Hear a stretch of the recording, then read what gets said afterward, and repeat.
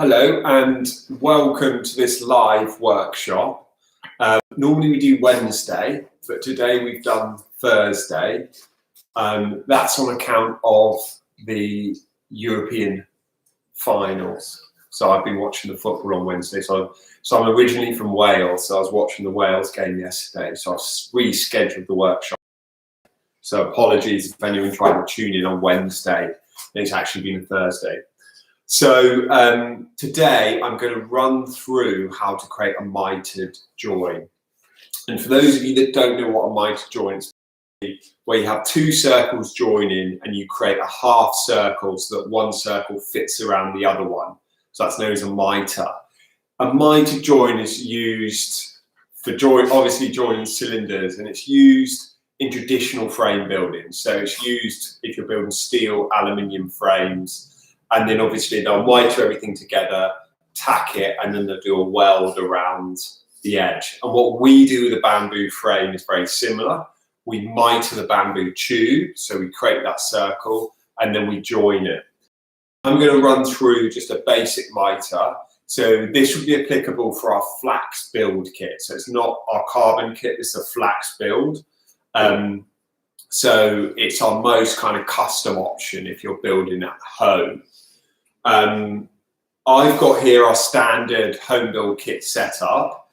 So I'll just hold these up to the camera. So I've got our head tube here, which fits into our laser cut jig here. So you've got all the different sizes. We've got our bottom bracket holder here, dropouts holder here, and the seat tube here. So I've just got a traditional setup here. And I'm going to demo today, I'm just going to demo how to do a first cut on the top tube, which is the tube I've got in our hands. So I'm just going to run through the kind of steps of how you mitre. If you're making loads of bike frames, I would definitely buy a mitre tool, and I've got one down here. So a machine like this is a mitre tool. So you've got the angle and then you have a drill piece here. And that's a really, really fast way to mitre. So if you're going to build more than like 2 or 3 frames, definitely buy that bit of kit. It's about 100, 150 quid to buy. Obviously there's different quality and so on. So I'm going to show you, if you're just doing one frame, what to do. Okay, so the first step to do is to take your tube and position it within the frame. So you'll notice you've got nodes here. So you've got these and these nodes as the internodes. So the nodes here are the weaker part of the bamboo. So we're going to position those away from where the join is. And that's the highest stress area. So the highest stress area is going to be around this head tube here. So I'm going to position that in the middle of the node. So the node's there, and I'm going to position that in the middle. Okay? Because then it's the long fibers that gives bamboo its strength. So to do that, I'm going to then take my masking tape. And when you're building, you want to use lots of masking tape. It stops any aesthetic damage, and it also keeps the bamboo bound together and stops cracking and other things going wrong. So I'd always recommend having some masking tape. So the area roughly, I'm going to mark that, and I'm going to roughly put this join here and here. So you can see that there. And I'm just going to mask that off with this tape. I'm just going to do a nice amount of tape, just so I've got a lot of area to work and it's all secure and protected. So I'm going to line this up, and I'm going to look where the tube ends here and look where it ends here. I'm a firm believer in using your eye and trying to line everything up. Obviously, if you're building for the first time and you want to make sure these nodes are in the middle, you can always just take your tape measure and just measure the distance here, and then measure the distance here of where it hits the other tubes. But I'm going to do this by eye because I generally think it's the best way. First thing I'm going to do is I'm going to lay this on, and then what I'm going to do with my Sharpie is I'm going to cut the angle of this head tube into this top tube here. So I'm going to draw a nice line through the middle that follows the center of the frame. So that's my first angle. So I've just drawn that in. Hopefully you can see that there. Okay, so I've drawn the angle and that follows the centre of the head tube. So I've lined it up on the drawing underneath, drawn a centre line, and that's ready to go. And the first thing I'm going to do is I'm going to do a flat cut. Okay, so I'm going to pop this in my vise.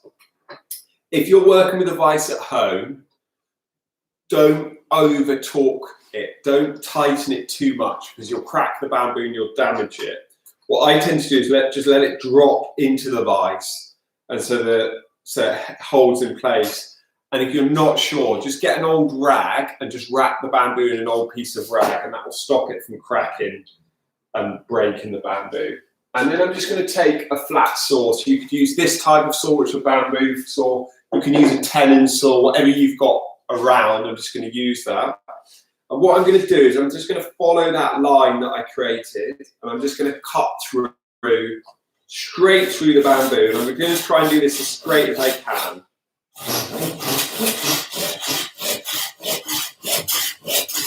Just take my time.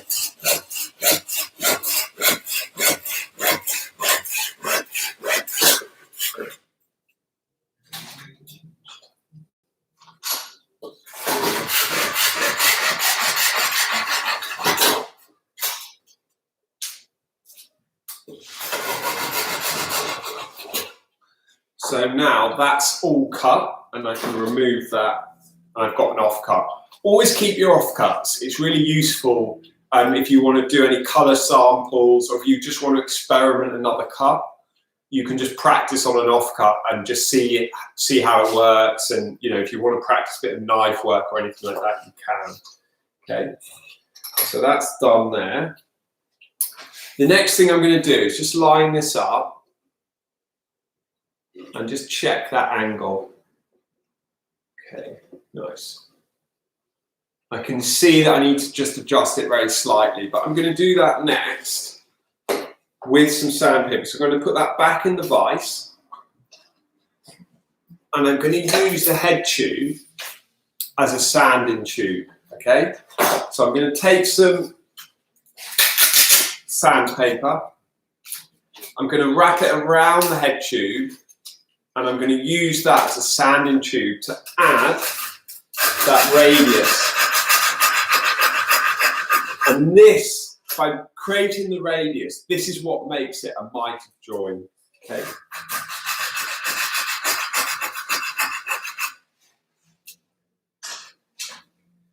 And I would estimate this is going to take you 10 to 15 minutes.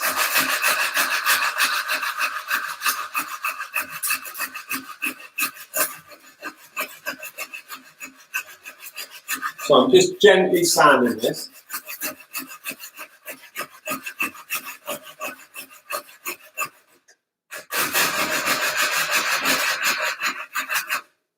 And then I'm starting to get that radius.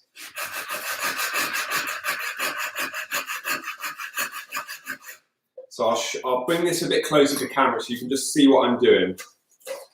So I've got some sandpaper there. I've got my tube, and I'm just adding that radius. So I'm moving that back and forth, until I get the same radius, and you can see it starting to form, of the head tube, like so. And then I can just check the angle in the frame, and that's ready to go. So that's basically how you create a mitre join. So what I need to do is sand that a bit more until the gap closes. So I'll do a little bit more and see if I can get that a bit closer. So you can hold it up, or you can put it in the vise, whatever you prefer. And this is a really, really good technique. If you don't have loads of tools, you're building one frame, it's a really, really quick way to join the bamboo.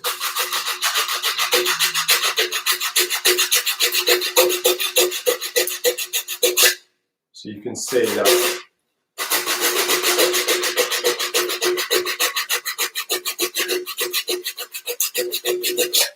Starting to take shape, and I can just check.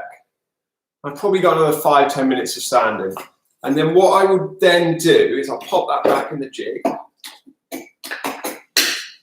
And the next step for this is I would measure this off, position that there, and then I would mask off this side and make that fit into the seat tube. So that's just an example of a Mitre tube. You do the same for the down tube, so when it's fitting here and into the bottom bracket. And all of that allows you to get all the frames centralized and fitted on the jig. So that is basically, guys, how to create a mitred join. So that's for our flax build kit. And that's a way of joining bamboo. So any application that you want to use it for where you lash it together.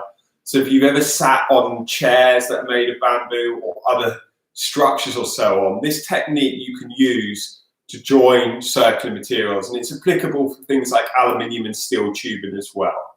So it's something you can have a look at. If you've got any comments or questions, do let me know. There's a whole series of these videos, so if you want to go and check them out, do. If you enjoy the video and if you would like to support us, do subscribe. It helps just to build our numbers and also understand if people like the video and are interested in what other workshops we offer and so on.